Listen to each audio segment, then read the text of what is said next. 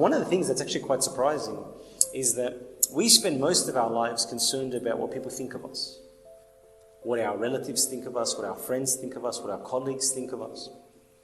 And yet, studies have been done again and again and again that actually show people don't think about us at all. The average human being has about 50,000 thoughts every day, on average. Some of us have much less, no names. Others have much more. But the average is about 50,000 thoughts. That means that even if somebody thought about you 10 times in a day, that would only be 0.02% of their overall thoughts. Whereas we think they're sitting there thinking about me all day. They're thinking about how I'm dressing, they're thinking about how I'm acting, they're thinking about my behavior, they're thinking, is he a nice guy, is he not a nice guy? So the reality is that we are so egotistical as human beings. We are so self-focused that we have no time to think about anyone else. In other words, we are all so self-involved that people don't even have time to think about you.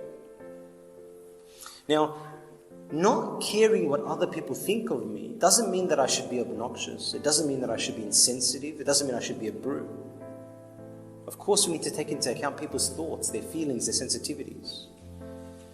But I should never care about what people think when it comes to following Christ.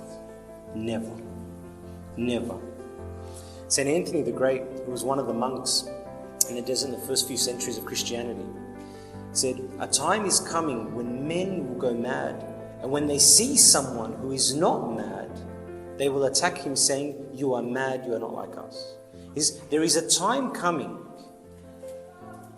when people will go so insane that they will look at those who are not insane and attack them and say, "You are insane." Surely that is this time now, where anyone that goes to church is attacked as being insane, where following Christ is seen to be something shameful, something unwise, where holding on to the cross is almost an act of embarrassment.